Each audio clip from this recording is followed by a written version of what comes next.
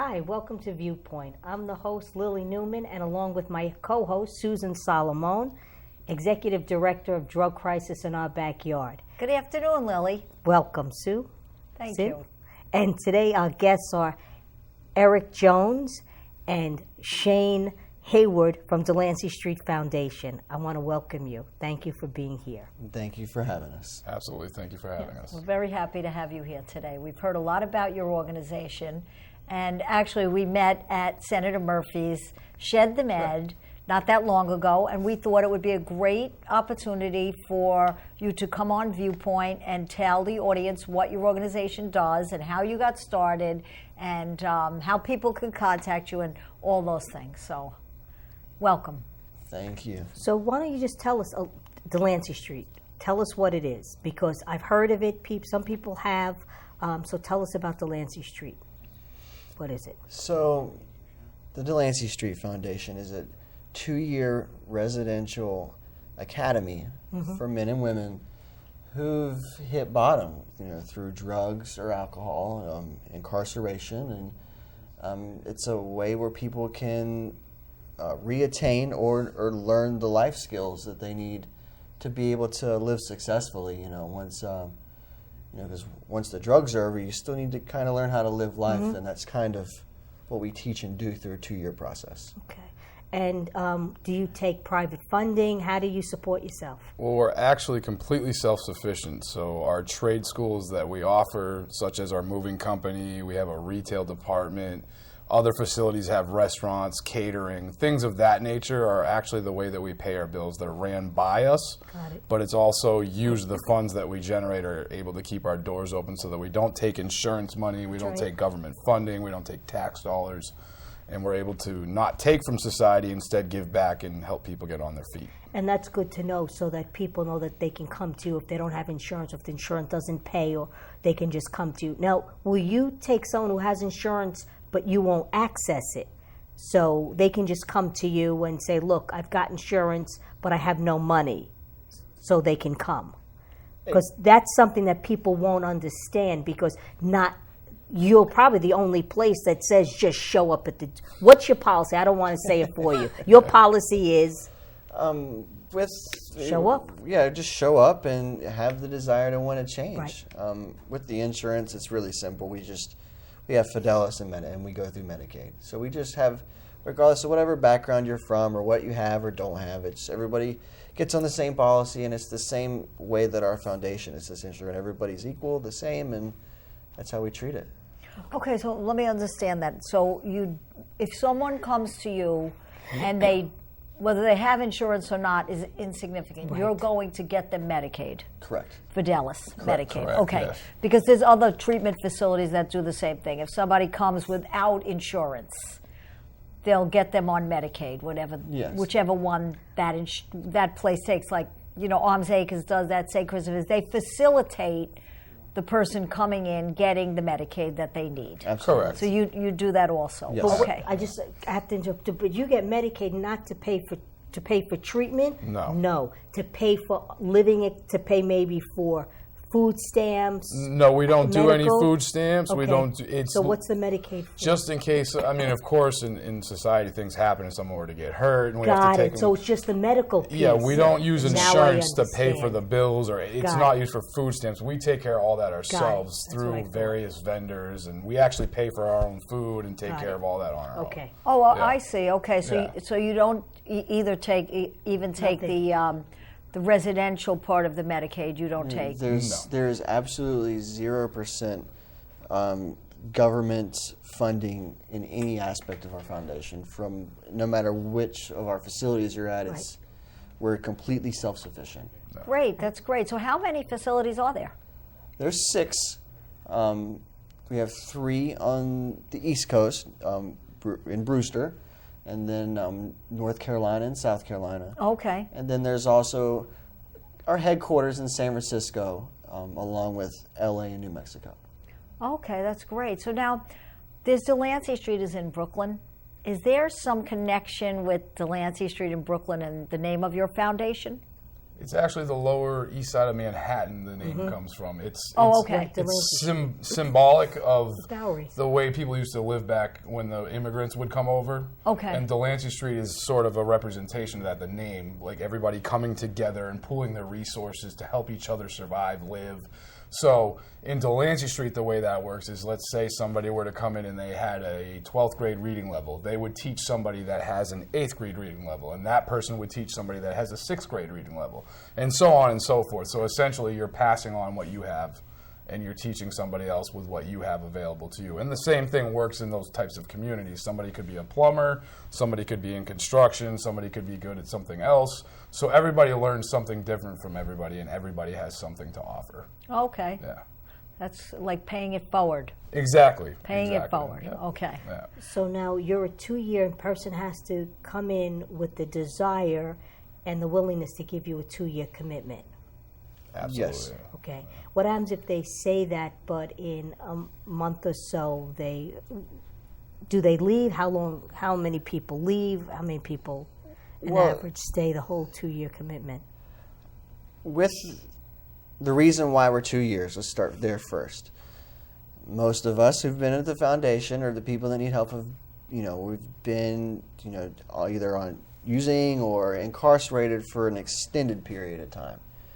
And our approach is solely behavioral.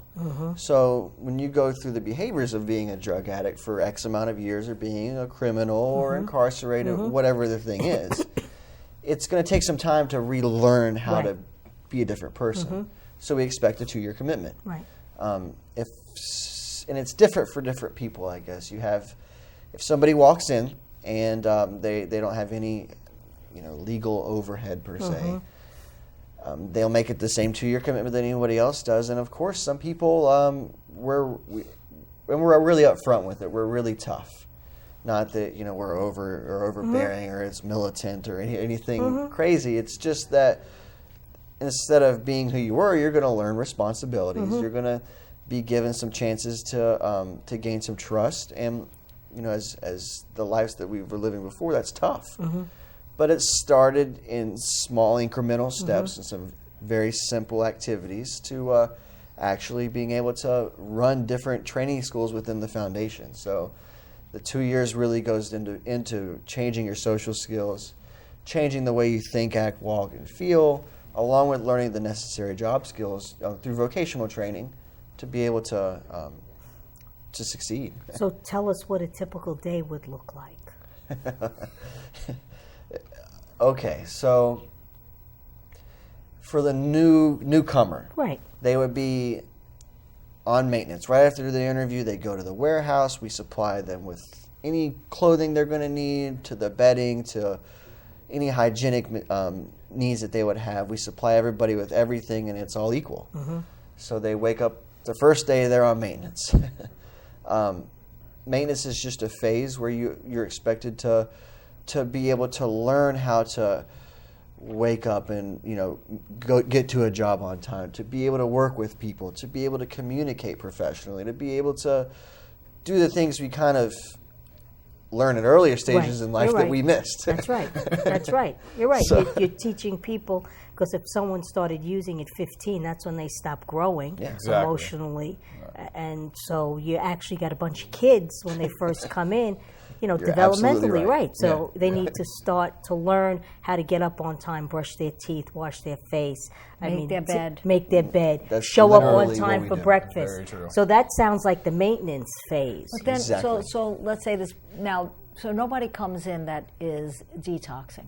They have to be detoxed. Yeah, we would send them to a detox just because you have to work. So you wouldn't want to be in a position where you're detoxing and trying. We Got wake it. up. Your first day, you're waking up. You're on maintenance. You're cleaning, taking care of the property, doing all the basic doing household something. things. That's and good. that's very Great. difficult. Yeah, absolutely. So we want you to at least have a level head where you can at least follow some instructions and get through the day. Right. We can't have you laying down and trying to go through a detox, which is a very difficult thing to do, of course. So you're connected with places that do detox. Intake. Yeah. Yes and no. It's not that I can refer somebody to a Yeah. detox and they'll just take them right in. But we just have an extent. We know, in our general area where people are taken. The hospital at Putnam Hospital is usually does really well with taking people for a few days for us. And the main thing too is that we just don't have a professional, qualified staff on hand because our foundation is completely ran by the residents. Right. So we want to be more careful with trying to just put somebody in the same job position as somebody who's detoxed, because we don't know. Right. No, I understand. And no one on medication. Correct. Correct. That's the same thing as Non-medical. we just don't have the staff that's capable of being able to diagnose or adjust or change those things. And a lot of the we're just like I said in the beginning, I guess we're strictly learning how to change our behaviors, and it's the addict or people helping the people do those things.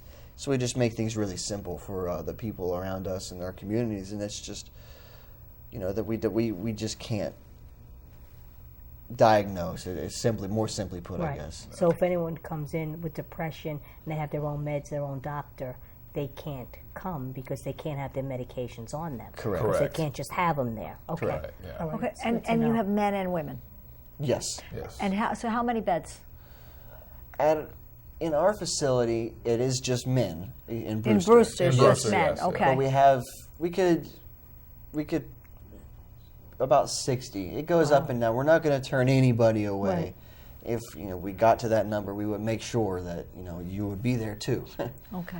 But we try to keep it at a family atmosphere as well, because we're trying to teach holistic family values. Right. So 60 would be our number, and then we also do a lot of work with the jails and the women's jails and prisons. And Okay. so we help the women out by interviewing for our North Carolina facility. Oh, all right. And once we have the interview done, because it has to be face-to-face, then we give the paperwork to North Carolina. So that And way how do they they can get- also- I have a question. Go on. So you're going into the Putnam jails?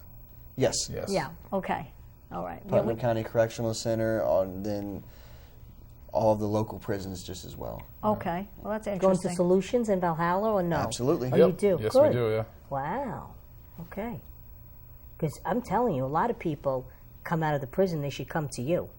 They really should, because they've been in prison. I Absolutely. mean, they need to learn and get sober. And just because they're sober inside, a lot of them, if they're there 6 months, 8 months, whatever, they haven't learned anything. They Well, haven't those learned any solutions skills. does have a treatment. I There's know they treatment do, and being it's 90 going on days, there. and it's wonderful. I'm not, but when you get out, coming then to a program like an outpatient program doesn't give you the skills No, that you and really need. I totally think that this is very important. I mean, this is what we talk about when we talk about aftercare. This is This it. is exactly what people need after they've come out of a treatment facility, because they need to have somewhere to go where they're going to be occupied, so they're doing work, right? Right. They feel they're not back in their house where all those triggers are. They're somewhere that they're meeting new people. They have a social. So what do you do for fun? For fun, because it's just as important to learn how to have fun the right way. The right way. Right. We do have Yeah. a blast. Every Saturday we do a cookout, hamburgers, hot dogs. We have family functions, and we're a group of guys will present some sort of game or some event like soccer. We have a huge property, so we do a lot of fun, different things. And then also to really learn about culture, because that's really important to us too, because we're pretty self-conceited as addicts. Yeah. We want to teach people what culture actually is, and so we do have people that go down to Carnegie Hall, to the various museums in the city, down in New York City.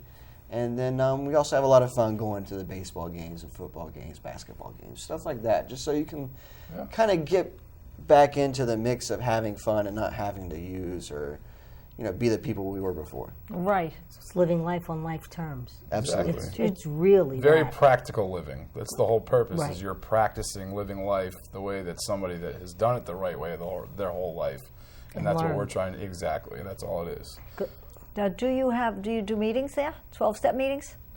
Well, our program isn't associated with AA or NA, and we're non-religious based. Our Okay. structure is kind of our own original structure system, and that it's like you have families within a families. It's kind of based on Jewish principle, where we have minions, which is just a Jewish term for a study group that's usually ran with the minion leader. But we use that principle as a means of structure. So we Okay. have the newer guys that are in a minion. They have a minion leader. All right. And then they have what we call a barber, which is sort of the disciplinarian. All right. And then Are you the barber, Sean? I am. I You are. knew it. I just knew it. Yeah, no, it's So what is that role? well, it's just you're teaching. It's character development. You're trying to help people to learn from their mistakes, and you're also trying to point things out to them, and you're trying to guide them. And really, it's also to help people like myself and Eric out as well, because it reminds you of where you were. And that's a big part of it, because when you're helping somebody else, which is what Delancy Street's basic foundation is that you're helping somebody and you get better. A helps B, A gets better. So when I do that, I feel better about myself. And then, of course, they feel better and they're learning, and then they teach somebody else, and so on and so forth, and you pass it down. So all of it truly is designed to help every single person out, no matter how long you've actually been there, which is a really great thing. Right. That Yeah. is great. Yeah. a So great now, program. do people? How long have you been there? 6 years. 6 years. Yeah. Okay. Which And- I chose to do. It's a 2-year commitment, but I chose to stay longer Okay. and How- continue and help, and also for myself. I mean, I was in and out of prison since I was 17 years old, and I never had a real job in my life. I never thought I could have a real job. And when I got to Delancy Street, I treated it that way still. I still treated it as if I was in a penitentiary or prison or in a program. And then after being there a while, I realized that I actually could have a life and I actually could do some things the right way. I never thought I could before. Right. And so I really believe in what we do. And now, like Eric was talking about, we actually get to go into these prisons and talk to other people that are in our positions that we were in before and get them out of these prisons. And that's the greatest feeling ever, is when you see somebody that is in the same position you were, and now you're getting to help them like somebody did for myself. So Yeah. let me ask you something, Sean. What was the light bulb that went off for you that you said, I don't want to live this way anymore. I want to have a different life? To Can be you pinpoint? brutally honest with you, there wasn't a light bulb. There was a judge telling me I'm going to go do 10 to life in prison. Okay. And then I went to Delancy Street, and after being there for, I would say personally, probably about 18 months before Okay. the light bulb really That's clicked. okay. If that would be my best answer. And things just started to change, and I actually believed that I could do it. something. I wake up and go to work every day. I never did that Right. before. I just sold drugs and went to prison and got out and came back. And then I started doing it and looking back on everything I had done, and I realized I do have a job reference now. I do have people that I call my friends. I do have people that I can talk to, and it's not bad things. My family's not running from me. They want to know Right. where I am. They want to call me. So all these things I never thought I could have actually started to come to fruition. And I was just like, wow, I really, really think I need to stick around and find out what else is behind the next door the next day, what's going to happen. It's amazing what can happen when you see these changes in yourself. And that's what made me believe in it so much. Wow, that sounds great. So Yeah. Really passionate. does. Yeah. It's How very about powerful Eric? message. What's your job? You're not the barber. No, I'm in the intake and legal department. Yeah. Essentially, when guys come in, we do the interviews, we handle their initial intake, and then the legal aspect of it is somebody like Shane may come in and they have they've been mandated either through courts or probations. There's a lot of different ways, and we just maintain the relationship with the corresponding people, whether it's the courts or probation, or if people's lives term without us being a part of it before they get there. So we have, some people have some mess with either Social Security or even with child support.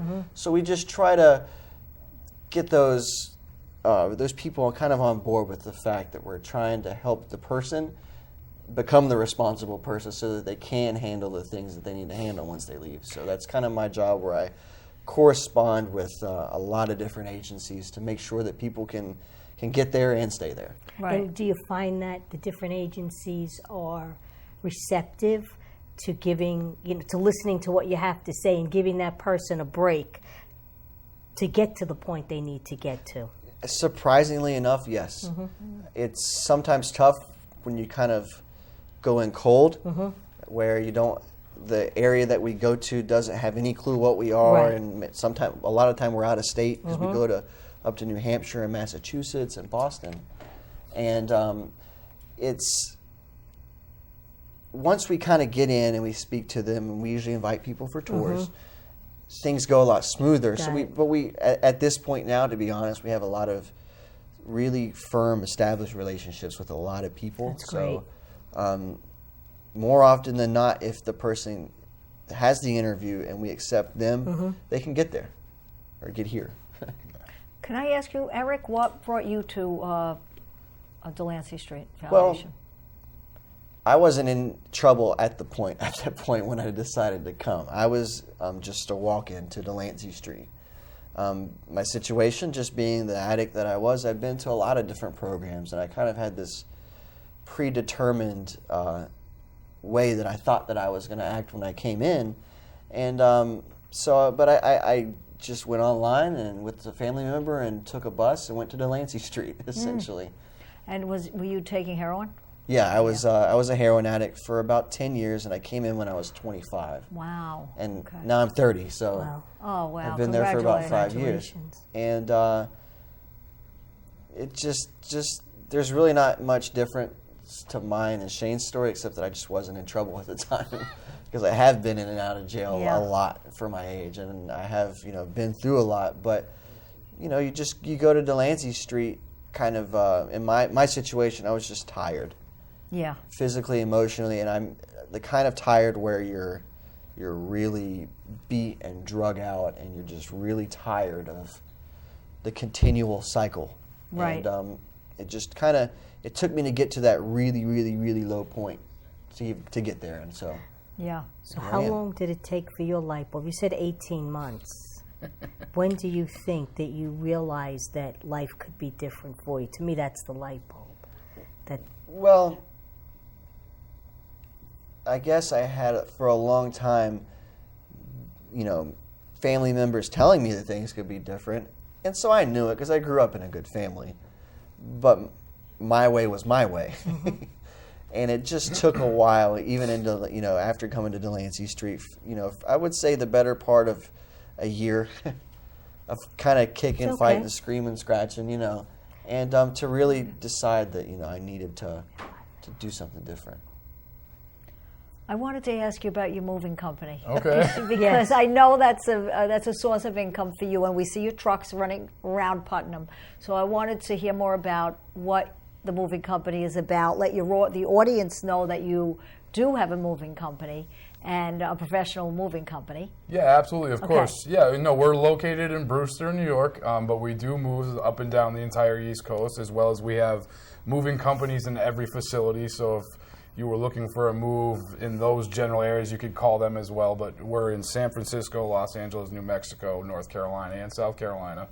And we do moves daily local all over. And the same number you would use to call the facility, which is 845-278-6181, for the moving company is the same as intake. So you'd actually most likely get Eric on the phone. Okay. And then you could ask for the moving company, and we would schedule an estimate for you. Come take a look at your property, see what you have for furniture, determine what it's going to take, and then, of course, be happy to help you. And if you check us out on Yelp.com, our reviews are absolutely through the roof. We have a very good moving company. We've been around for about 40 years. So I can definitely say that we're very, very good at what we do, and we definitely give you a very good quality service. Good, because I'm using you. Yeah, I know. You better be good. That's right. Absolutely. You got to carry my piano out. Exactly. And everybody there gets to learn everything from the ground up, which is also the beautiful part of it, because everybody starts at the beginning on the bottom as just a worker like I did myself. Yeah. And I was able to work my way up to the point where I actually run the moving company, so I deal with the office, the paperwork, as well as I also go out on moves. Yeah. So everything, it's a full, well-rounded package that you get when you're there, and it's also a very good, No. positive. We're Go running out of time, but I have to ask you, families. And is there a policy that you can't make phone calls for a certain amount of time? Tell us Absolutely. quickly. Briefly, you know, it's that we want we want you to go back to your family for an extended amount of time. So we focus a lot on you, and we don't want there to be distractions of, you know, a lot of people have a lot of garbled up guilt. So it does take some time. It's about a year until you can actually see your immediate Got it. family. Okay. We have stuff like Parents' Day where if you come in a certain time, you kind of get lucky and you get Okay. to see them. But it's just so people Focus on can themselves. be back in their families and be the son, the father, you know, the person they really want to be, and that's because that's what's important to us. Right. And what's Yeah. the age range? From 18 18 to 18, I guess, to 68, I think is what it Wow. officially says. But if you're ready, willing, and able to do something different, it's really not an issue. I have to tell you, from hearing about Delancy and seeing some of the people that have come out, you have a great program. Yeah. I don't know why people don't use you more. I have to tell you. I don't know why we don't I think use people you don't more. know about them, but Well, now they will. Now they will. Yep. Now they will. Now they will. I want to thank you for coming on our show, Eric and Shane. Thank it you was so much. wonderful having you. Thank you really. for having us. And Wonderful. you do All a right. Very good great, stories great and- job. Great job. I hear the passion behind your Yep. your mission, thank you which very much. is really important. Yeah, absolutely. Yeah. That's all we want people to know is there's a place you can go and get some help. And So it tell doesn't them cost that. any money. There you go, talking to the camera. It's free to go there. There's no insurance involved, and we just want people to know there's a place to get some help. And again, 845-278-6181, Delancy Street Foundation. There you go. Thank Thank you. Thank you. Thank you very much. Thank you very much. We'll see you next time.